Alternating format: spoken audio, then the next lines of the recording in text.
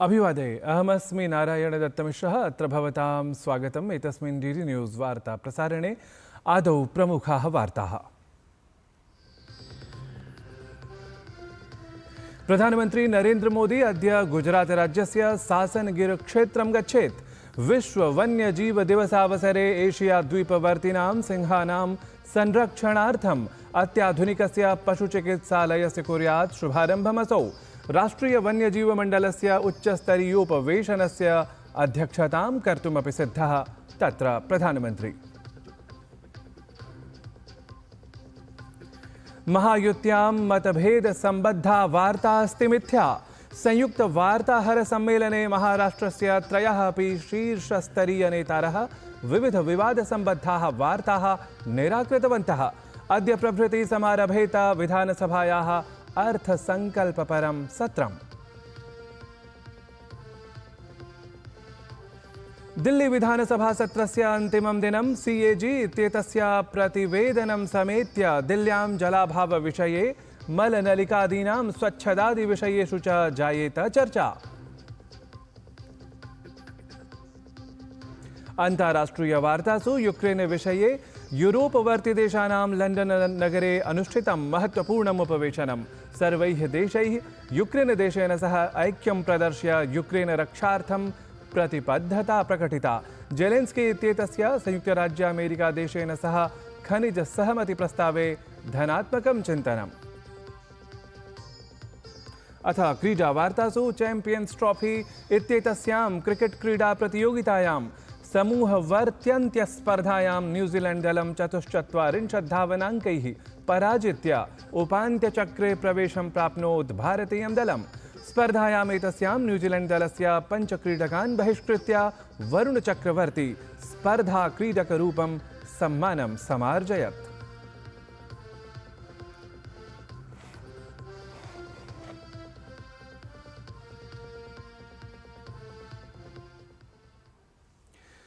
तावत् साम्प्रतं वार्ताः विस्तृतीकृताः। प्रधानमन्त्री नरेन्द्र मोदी गुजरातस्थितस्य ऐतिहासिकस्य श्री सोमनाथ मन्दिरस्य दर्शनं कृतवान्। तत्र प्रधानमन्त्री परिसरस्थितां सरदार पटेलवर्यस्य प्रतिमामुद्दिश्य पुष्पाञ्जलिम् अपि समर्पितवान्। ध्यातव्यमस्ति यत् विद्यमानमन्दिरस्य पुनर्निर्माणकार्यं स्वतन्त्रतायाः समनन्तरं सरदार वल्लभभाई पटेलवर्येण समारब्धमासीत्। प्रधानमन्त्री तत्र वैदिकपद्धत्या 12 ज्योतिर्लिङ्गेषु प्रथमस्य ज्योतिर्लिङ्गस्य पञ्चामृतेन अभिषेकं विहितवान्। ततः च वस्त्रपुष्पादिभिः भगवतः शृङ्गारं कृतवान्। ततः च षोडशोपचारान् कृत्वा अन्ते भूतभावनस्य किं वा देवाधिदेवस्य महादेवस्य नीराजनं विधाय भगवतः आशीर्वादं स्वीकृतवान्।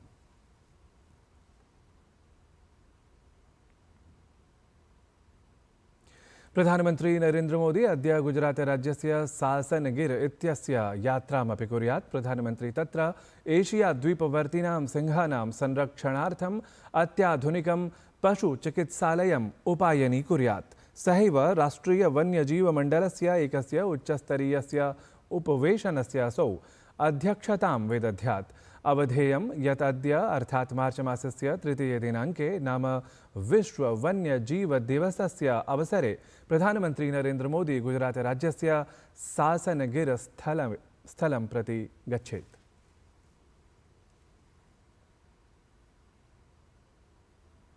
उपराष्ट्रपतिः जगदीप धनखडवर्यः अवैध प्रवासिनां समस्याः अवलम्ब्य चिन्तां प्रकटितवान्। तिरुवनन्तपुरम् इत्यत्र भारतीय विचारकेन्द्रेण आयोजिते 4थे पी परमेश्वरन् स्मृति व्याख्याने असौ विस्मयभावेन उक्तवान् यत् एकं राष्ट्रं लक्षशः अवैध प्रवासी समस्याः कथं सम्मुखीकर्तुं शक्नोति इति।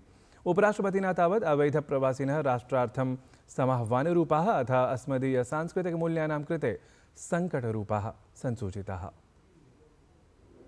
How can a nation suffer millions of illegal migrants? Look at the number.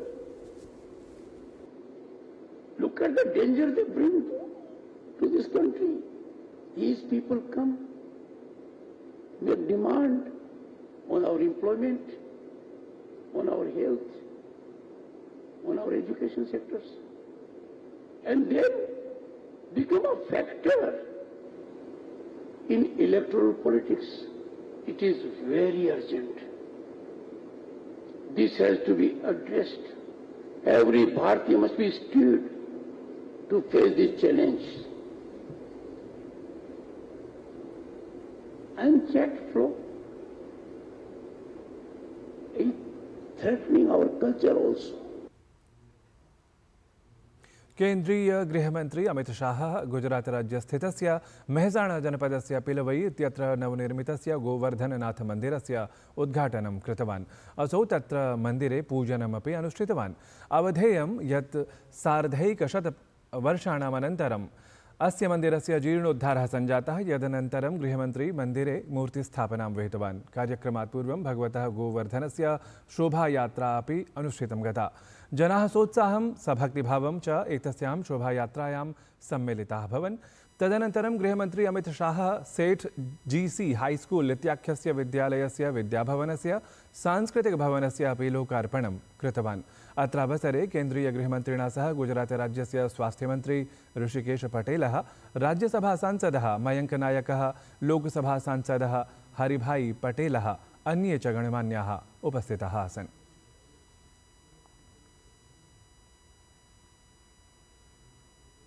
महाराष्ट्रे शासनारूढ़ महायुत्यां मतभेद संभावनाक्रमे मुख्यमंत्री देवेंद्र फडणवीसः, उपमुख्यमंत्री एकनाथ शिंदे अथ अजित पवारः च संयुक्त वार्ताहर सम्मेलनं संबोध्य मतभेद संबद्धाः मिथ्या वार्ताः सर्वथा निराकृतवन्तः।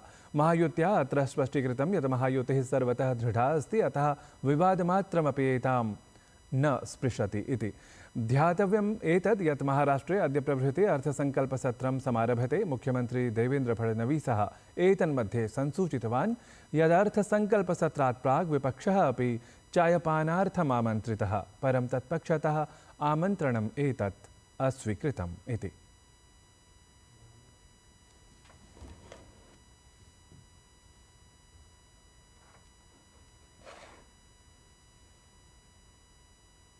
विज्ञान प्रविध्यन्तरिक्षान्वेषण क्षेत्रेषु निरन्तरं जायमाना भारतीया प्रगतिः सकले अपि जगति श्लाघया सहिता सर्वथा स्वीक्रियमाणा अस्ति।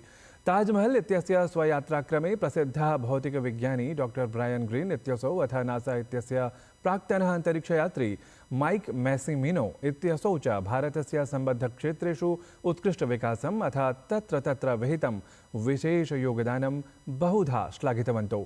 ताभ्याम् अन्तरिक्षान्वेषण वैज्ञानिकानुसन्धान नवाचारादिकम् आलक्ष्य भारतीया प्रगतिः मुक्तकण्ठेन प्रशंसिता। एतत् समेत्य उभाभ्यामेव समीक्षमुक्तं यत् भारतं कथं वैश्विकस्तरे भविष्यत्कालं विशेषस्वरूपं प्रदातुम् अर्हेत् इति। This is my first time in India, and although I've seen India from space, and it was quite beautiful from space, it's even more beautiful on the ground. The most beautiful thing that people have made that I've ever seen, and to think about that they did it so many centuries ago without the technology we have now. I'm an engineer, so I don't know how you would begin to do this without the modern tool. I don't know if you could do it now. You couldn't do it now. It makes it even more amazing that they did it all those years ago. India's unique approach to science and education is its people. There is so much energy among the students, and there's so much desire to create and to transform the world that I've not seen anything like it in the many places that I've visited in the world. So it's incredibly exciting. गाजियाबादस्य Hindon विमानपत्तनात् Kolkata Goa नगराभ्यां विमानसेवा समारब्धा अस्ति। नागरिकोड्डयनमन्त्री किञ्जरापु राममोहन नायडू इत्यसौ कोलकातातः हिंडन इति अथ हिंडन इत्यतः गोवा नगरं यावत् Boeing 737 इत्येतत् समन्वितां विमानसेवां सम्प्रवर्तितवान्। अत्र अवसरे केन्द्रीयमन्त्री प्रख्यापितवान् यत् हिंडन विमानपत्तनात् अन्यानि नगराणि यावत् अधिकोचितसम्पर्कस्थापनम् उपकल्पयिष्यते। उत्तरप्रदेशस्य अयोध्या, प्रयागराज, लखनऊ, वाराणसी नगराणि यावदपि अचिराद् उड्डयनसेवाः समारप्स्यन्ते।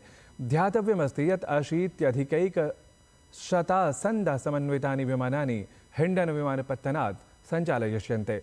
ह्यः प्रभृति तावत् इतः बेङ्गलूरुनगरं यावदपि विमानसेवा आरब्धा इति विशेषः। इतः पश्चात् मार्च मासस्य 22 दिनाङ्कतः हिण्डन् विमानपत्तनात् जम्मू चेन्नई नगराभ्याम् अपि विमानसेवा समारब्धा स्यात्। एतस्मादेव दिनाङ्कात् बेङ्गलूरु विमानपत्तनं यावत् प्रतिदिनं विमानद्वयम् आरब्धं स्यात् इत्यपि अवधातव्यम्। भारतीय प्रशासनिक सेवायाः वरिष्ठाधिकारी तुहिनकान्त पाण्डेयः मुम्बई स्थितस्य सेबी इत्यस्य अर्थात् भारतीय प्रतिभूति विनिमय मण्डलस्य अध्यक्षत्वेन कार्यभारं स्वीकृतवान्। तुहिनकान्त पाण्डेयः वस्तुतः माधवी पुरी बुच् इत्येतस्याः स्थाने अध्यक्षपदे समारूढः अस्ति।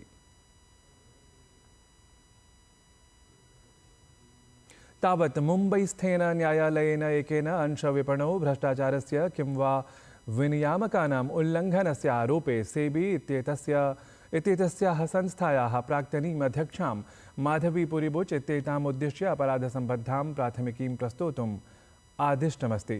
न्यायालयेन माधवी पुरी इत्येतया सहैव अन्येषामपि 5 जनानां विरुद्धम् अपराधसम्बद्धां प्राथमिकीं प्रस्तोतुम् आदिष्टमस्ति। वस्तुतः सम्पूर्णमपि प्रकरणं समवायस्य एकस्य कथितेन प्रवञ्चनापरेण सूचीकरणेन सह संयुतमस्ति। ध्यातव्यम् एतदपि यत् अचिरादेव माधवी पुरी बुच् इत्येतस्याः सेबी इत्येतस्याः अध्यक्षपरः कार्यकालः समाप्तः जातः।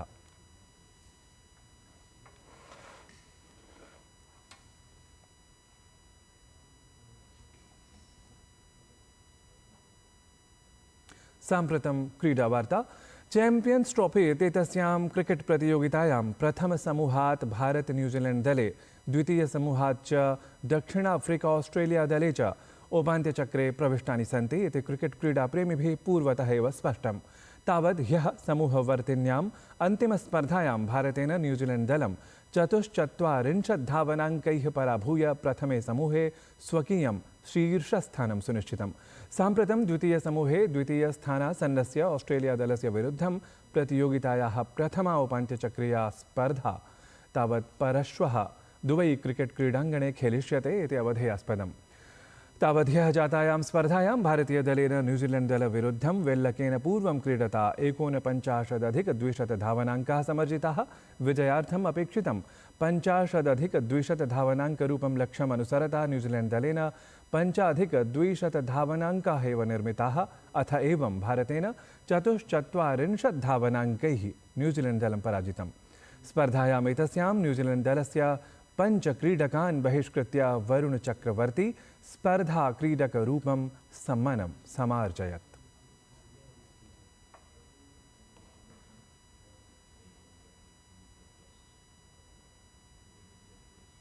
एतद्धि वार्ता संस्करणम् अधुना सम्पद्यते। अभिनववार्ताभिः सह पुनः उपस्थास्यामः। तावत् मङ्गलं भूयात्।